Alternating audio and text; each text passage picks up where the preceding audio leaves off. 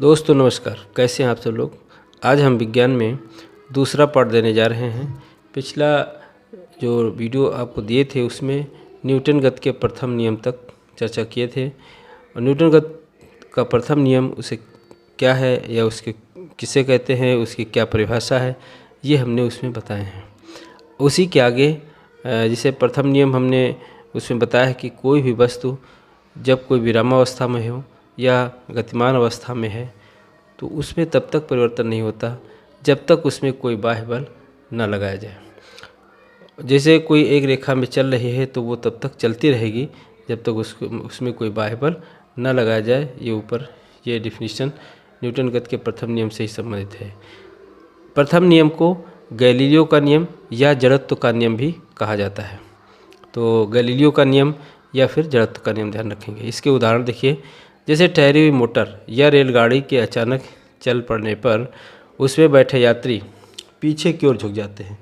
तो पीछे की ओर झुकने का कारण क्या है पूछ ले तो ये न्यूटन गति का प्रथम नियम के कारण होता है ऐसा, अर्थात जड़त्व के नियम के कारण होता है। अर्थात कोई भी वस्तु का जो निचला हिस्सा है वो वस्तु के साथ गतिमान या फिर रुकने के साथ रुक जाता है और ऊपर का गतिमान रहता है। उसके क्रम में वो न तो रुक पाता है और न तो गतिमान हो पाता है, इसलिए रुकने पर आगे की ओर और चलने पर पीछे की ओर झुक जाता है। तो ये ध्यान रखेंगे। जैसे कंबल को पकड़कर डंडे से पीटने पर धूल के कण झड़कर गिर जाते हैं, तो इसमें भी यही नियम लागू होता है। खिलाड़ी जो एथलीट होते हैं वो गति के जड़त्व का लाभ उठाने के लिए लंबी कूद से पहले दौड़ता है। जैसे लंबी कूद के लिए पहले बच्चा पीछे से दौड़ेगा, दौड़ करके ही वो लंबी कूदता है, तो उसमें भी यही नियम लागू होता है। दूसरा अगला नेक्स्ट देखें, जैसे आम के पेड़ की डाल को हिलाने से आम के पेड़ जो आम का जो फल है ये नीचे आ जाता है।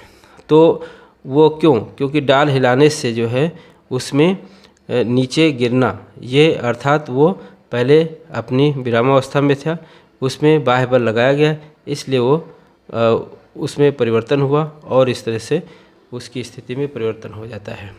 हथौड़े को हत्थे में कसने के लिए हत्थे को ज़मीन पर मारते हैं। तो ये सब जड़त्व के नियम और न्यूटन गति के प्रथम नियम के अंतर्गत आते हैं। सब क्वेश्चन इसी में से आपको अगर इससे बनता है तो इसी में से उदाहरण भी आपको मिल जाएंगे।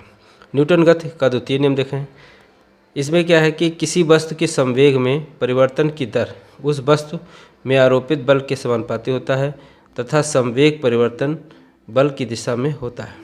यानी जिस दिशा में हम किसी वस्तु पर बल लगाते हैं उसी दिशा में उसके संवेग में परिवर्तन होता है। इसको यहाँ पर नोट करके हमने लिखा है कि दूसरा नियम प्रथम नियम का ही एक हिस्सा है, यानी भाग है, जिसे बल बराबर द्रव्यमान गुणे त्वरण होता है। इससे एक सवाल भी पूछ लेते हैं कि किसी वस्तु का द्रव्यमान इतना है, त्वरण इतना है, तो उस पर कितना बल लगाया जाएगा या कितने बल की आवश्यकता होगी या कितने न्यूटन की ज़रूरत होगी। तो न्यूटन बल का मात्रक होता है, इसलिए इसका ध्यान रखेंगे। नोट करके लिखा है कि पदार्थ के संवेग और वेग के अनुपात में द्रव्यमान कहते हैं। अब द्रव्यमान क्या है? तो यहाँ पर है पदार्थ के संवेग और वेग के अनुपात को द्रव्यमान कहा जाता है। ये डिफिनीशन पूछ लेगा तो इसको ध्यान रखेंगे। इसके आगे है जैसे बल एवं उसके कार्य। तो बल एवं उसके कार्य करने के समय के गुणनफल को आवेग कहते हैं। तो ये डिफिनीशन है, ध्यान रखेंगे कि बल और उसके कार्य करने में जो समय लगता है तो वो उन दोनों का गुणनफल करने से आवेग निकल आता है। किसी वस्तु के वेग और द्रव्यमान, अगर वेग और द्रव्यमान को अगर गुणनफल कर दें, उसको गुणा कर देते हैं तो संवेग निकल आता है। तो ये ध्यान रखिएगा डिफिनीशन।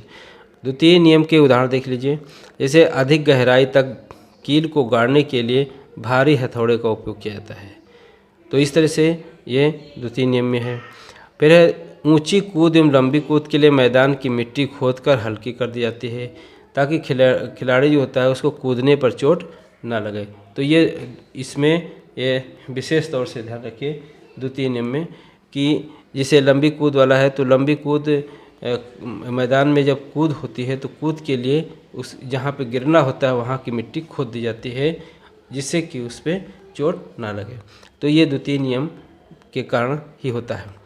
फिर है गाड़ियों में स्प्रिंग और शॉक एब्जॉर्बर लगाए जाते हैं ताकि झटका कम लगे। गाड़ियों में इसे स्प्रिंग होते हैं, शाकर जिसको बोलते हैं। तो शाकर क्यों लगाए जाते हैं गाड़ी में? क्योंकि वो जो नीचे से बल लगता है वो बीच में ही कम हो जाता है और ऊपर तक नहीं पहुंच पाता है, झटका कम लगता है। तो ये द्वितीय नियम के कारण ही ऐसा होता है। कराटे खिलाड़ी द्वारा हाथ के प्रहार से ईंटों की पट्टी तोड़ देना, तो ये भी इसी के अंतर्गत आता है। तो ये ध्यान रखेंगे नियम। फिर है न्यूटन गति का तृतीय नियम। इस नियम को क्रिया प्रतिक्रिया का नियम भी कहते हैं और क्रिया प्रतिक्रिया पर आधारित भी है। अर्थात जब कभी एक वस्तु किसी दूसरी वस्तु पर बल लगाती है तो दूसरी वस्तु भी पहली वस्तु पर बराबर और विपरीत दिशा में लगाती है। जैसे उदाहरण में देख लीजिए कि बंदूक की गोली चलाने पर चलाने वाले को पीछे की ओर धक्का लगना। और दूसरा देखिए, इसे नाव के किनारे पहुंचने पर, कूदने पर नाव पीछे की ओर हट जाती है। अगर किनारे, जैसे नदी के किनारे नाव जैसे पहुंचती है तो यात्री जैसे उस नाव पर से कूदता है तो कूद करके जैसे ही आगे बढ़ता है उसके पीछे जो पैर हैं वो पीछे की ओर धक्का मारते हैं उतना ही नाव पर, तो नाव पीछे की ओर हट जाती है। इसी तरह रॉकेट को उड़ाने में भी तृतीय नियम का लागू होता है। ऊंचाई से कूदने पर चोट लगना, ये भी जितनी वस्तु ऊपर से जितने वेग से आती है उतना ही बल, जितनी ही क्रिया ऊपरी वस्तु करती है उतने नीचे से भी उतना ही बल लगता है। तो ये क्रिया प्रतिक्रिया होती है। कुएं से पानी खींचते समय रस्सी टूटने और पीछे गिर जाना, तो ये भी होता है। पत्थर को ठोकर मारने पर व्यक्ति को चोट लगना, तो पत्थर को ठोकर मारने पर जितनी तेज आप मारेंगे उतने उधर से भी वो बल लगेगा, तो वो क्रिया प्रतिक्रिया का नियम इसमें लगता है। तो इस तरह से ये 3 नियम आपको ध्यान रखना है। इसके बाद अब संवेग संरक्षण का नियम। संवेग संरक्षण का नियम क्या है कि एक या एक से अधिक वस्तुओं के निकाय का संवेग तब तक नहीं बदलता है जब तक उस वस्तु या वस्तुओं के निकाय पर कोई बाह्य बल आरोपित न हो।